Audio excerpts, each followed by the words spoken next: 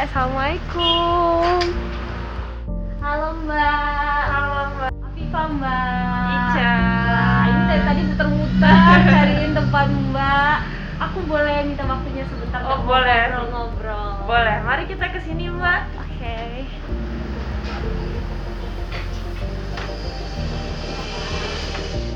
Nah Mbak Ica, ini kan kliniknya kan lumayan besar ya.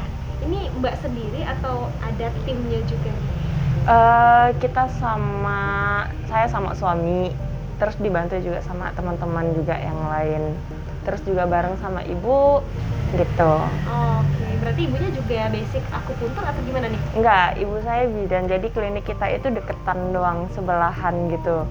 Sama kesehatan. Iya, ibu bidan dan saya sama suami akupuntur, dibantu sama teman-teman juga yang basicnya juga bidan. Oke.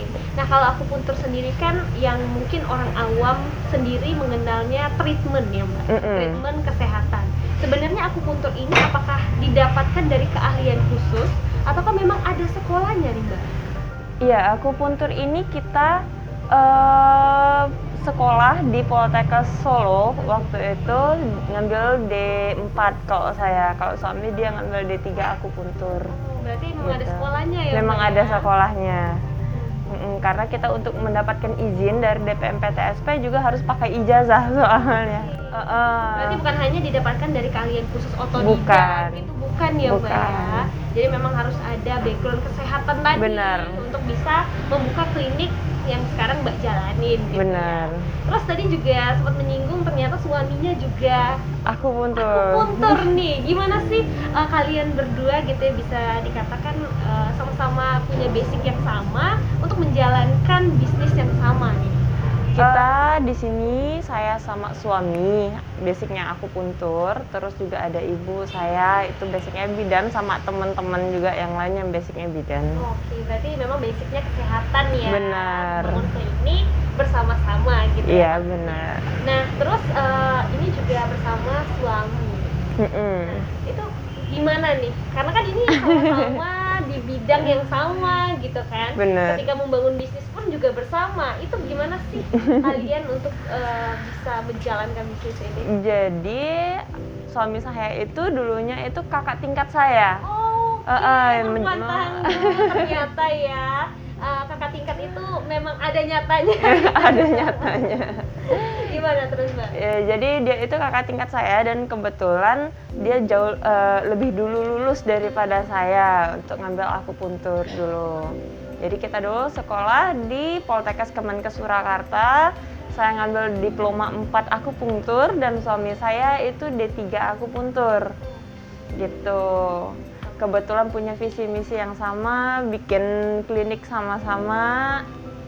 Ya, jadilah seperti sekarang. Gitu ya. Iya benar. Nah, kalau dari Mbak sendiri, sebenarnya akupuntur itu kesehatan seperti apa sih Mbak?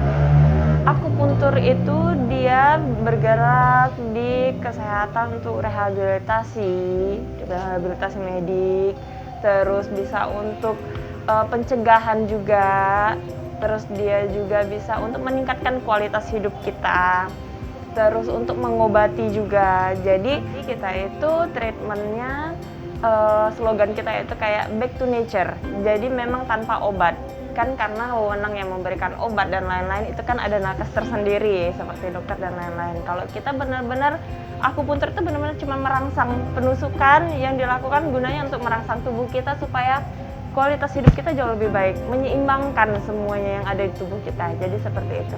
Mungkin kalau saya menyimpulkan mungkin seperti psikologi ya, maksudnya kita mengembalikan diri kita dari diri kita sendiri. Iya gitu, benar. Ya. Jadi mencoba untuk menyembuhkan mungkin luka atau mungkin Benar. ini mungkin lebih ke batin ya, mungkin capek gitu ya Mbak ya. Jadi tubuh kita itu punya respon yang namanya menyembuhkan diri sendiri. Kayak misalnya kita luka gitu kan, kita punya luka kegores nih, tanpa diapa-apain aja pun sebenarnya luka itu bakal sembuh sendiri kan. Cuman prosesnya lamban. Nah, akupuntur ini merangsang supaya prosesnya itu jauh lebih cepat. Jadi merangsang syaraf, hormon, terus sama pikiran kita itu untuk menyeimbangkan tubuh kita lagi supaya tubuh kita ini memberikan respon ke otak oh ini loh ada yang nggak benar, ini loh ada yang sakit. Jadi respon dari otak kita itu kembali ke tubuh kita yang sakit dan memberikan rangsangan seperti ini harus disembuhkan. Jadi mereka yang mengeluarkan hormon jauh lebih banyak lagi supaya ini buat sembuh.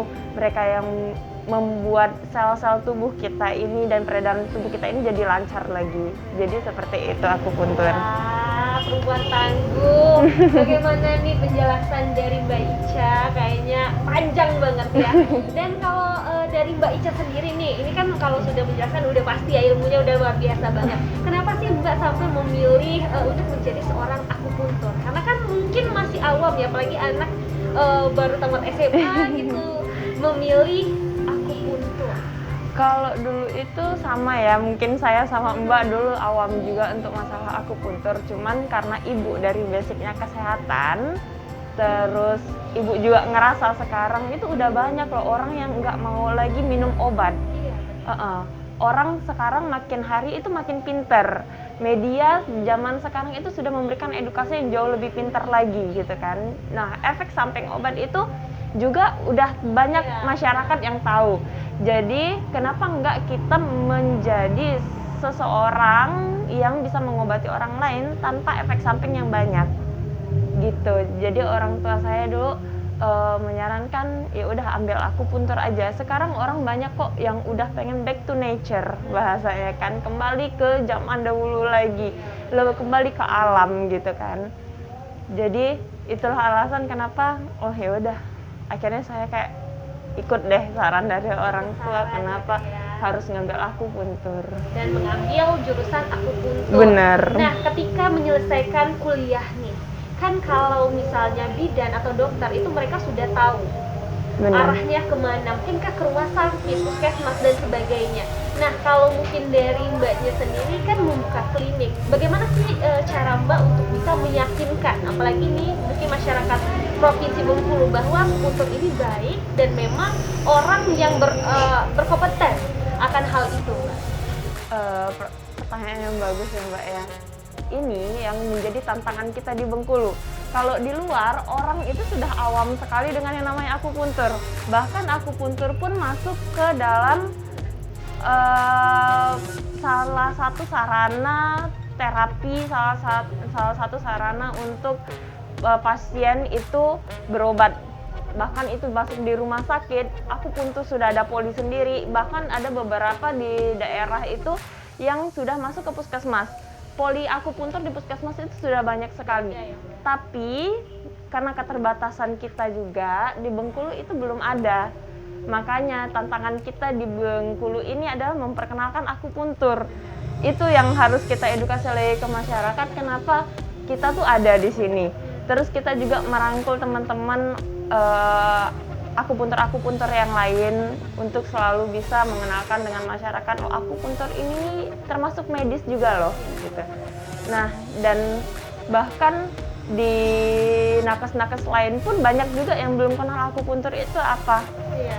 Di situ sih tantangannya. Baik. Nah, perempuan tangguh, kalau tadi Mbak Ica udah bilang mengedukasi warga Bengkulu, tapi apakah perempuan tangguh di rumah sudah mengenal tentang akupuntur ini? Nah, Mbak, aku mau lihat dong bagaimana sih sebenarnya akupuntur dan terapinya, boleh ya lihat ya. Wah. Yuk, ikutin.